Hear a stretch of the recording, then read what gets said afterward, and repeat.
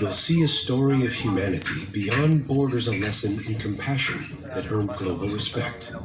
Here's why the United Nations praised the Philippines in front of the entire world. This isn't the first time the Philippines saved refugees. It's a powerful story that happened more than 80 years ago, but still remains unknown to many. Did you know? In 1939, as the fires of war began to spread across Europe, the world was shaken by a nightmare known as the Holocaust, the genocide of the Jews. But the heartbreaking truth, the world stayed silent.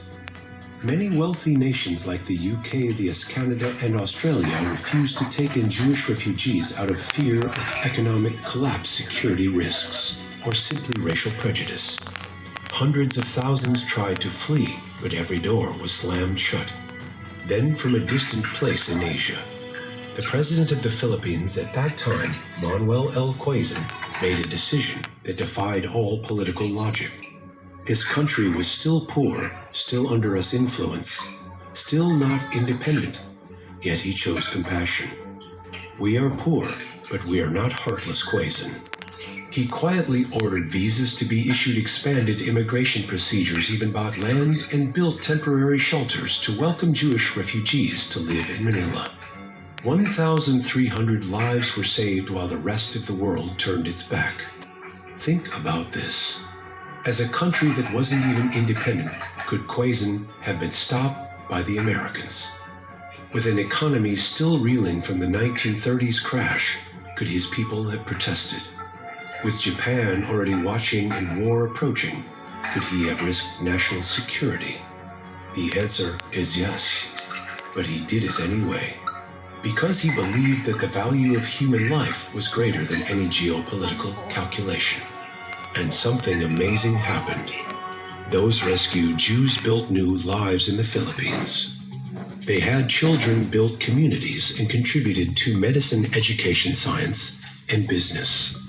Today, many of their descendants still return to Manila, laying flowers at the Jewish Memorial Park, land donated by Quezon himself. Some elderly survivors now in their 90s say, "If it weren't for President Quezon, I would not have survived, and 4 generations after me would not exist." This story is not just history, it is a legacy of compassion. While the world chose silence, one small, poor, and faraway country stood up for what was right. And now, 80 years later, that same spirit lives on. As the Philippines once again opens its arms to Ukrainians, becoming a beacon of hope in the darkness of war. This is not just an old tale, it's a tradition that has lasted for decades. While the rest of Southeast Asia was still uncertain, the Philippines once again opened its arms to people drifting at sea. Have you ever heard of the Vietnamese boat people? After the fall of Saigon in 1975, hundreds of thousands of Vietnamese risked their lives on small, fragile boats, escaping the new regime where hunger and persecution. They had no idea where the shore would be, no GPS, no food, and no guarantee they'd survive. They held on to just one belief, that they had to leave if they wanted to live free. And then, many boats were attacked by pirates. Many died of thirst in the South China Sea. Those who were lucky enough to reach land silently hoped they wouldn't be turned away. Once again, the Philippines became a shining light of humanity. In Bataan, the Philippine Refugee Processing Center, PRPC, was established. It wasn't just a temporary shelter, it was a gateway of hope. Vietnamese refugees learned English. They received job training. They were given psychological support after the nightmares they endured at sea. And later, they were resettled in countries like the US, Canada, and Australia. But what made this story even more special was how the Filipino people treated the Vietnamese. It wasn't just acceptance, it was compassion. Many Filipino families welcomed Vietnamese into their homes and shared their meals. Some Vietnamese married Filipinos and built their lives here. Children grew up between two cultures, speaking both languages and forever grateful to the land that embraced their parents. And did you know? Even today, every year groups of former boat people return to Bhutan to remember and give thanks. They stand before a stone marker engraved with the word, "Freedom silent, unable to speak," because they know that without the Philippines they might not exist today. So, when the Philippines welcomes Ukrainians today, it's not a random act. It's a tradition, a part of their national identity. In an age of closed borders, they choose to open their hearts. And now, they are doing it again for the people of Ukraine. Once more, as the world burns in conflict, the Philippines chooses to stand with those who have nowhere else to go. February 2022, the world was stunned.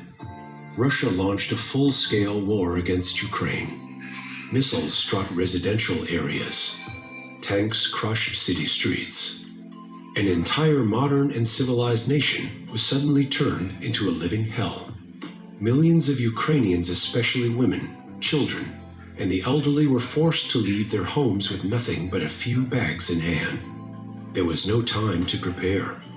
No one knew where they would go. Only one thing was clear: they had to leave if they wanted to survive. By mid-2023, more than 6.8 million Ukrainians had become refugees, one of the largest displacements of the 21st century. Neighboring countries like Poland, Moldova, and Romania were overwhelmed. Many Western nations had to tighten refugee programs due to political and economic strain. And slowly, the world began to grow silent, just like in 1939. But in the middle of that silence, the Philippines spoke out. A Southeast Asian country more than 8,000 kilometers from Ukraine declared it was ready to welcome Ukrainian refugees. Justice Secretary Menardo Guevara made a public statement. The Philippines will always honor its humanitarian commitments. If needed, we will open our doors.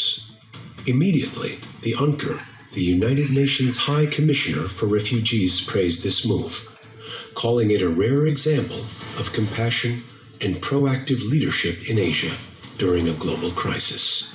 But it wasn't just words. The Philippines backed its promise with action, activating an international standard reception system.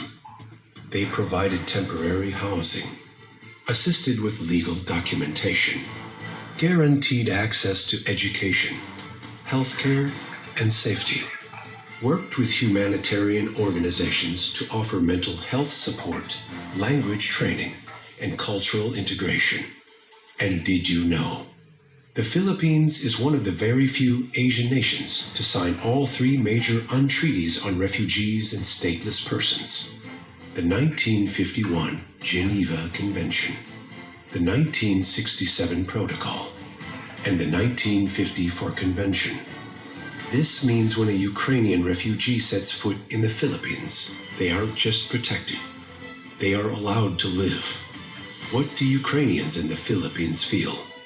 A woman named Katerina, 34, told an international newspaper, "I knew nothing about the Philippines before I fled, but now I know this is a safe place where people don't see you as a stranger.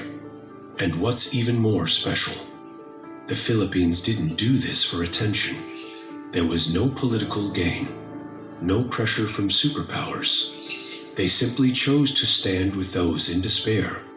When the world builds walls, we build bridges," a Filipino official once said that. Not just words, real action. While many countries stop at making beautiful statements, the Philippines quietly does what truly matters, protecting refugees through the rule of law. Have you ever thought about what happens after a refugee is granted entry? No home, no belongings, no language, no friends or family, sometimes not even a nationality. In many countries, even when refugees are accepted, they're not allowed to live like human beings. They can't go to school. They don't get medical care. They're not allowed to work. They have no legal protection. And they can be deported at any time. But in the Philippines, that doesn't happen. It's not a coincidence that the UNCR recognizes the Philippines as one of the rare countries in Asia with a truly humane and comprehensive refugee protection system. The Philippines has signed and fully implements the world's three most important treaties on refugee rights. The 1951 Geneva Convention defining refugee rights and obligations. The 1967 Protocol expanding protection without time or regional limits.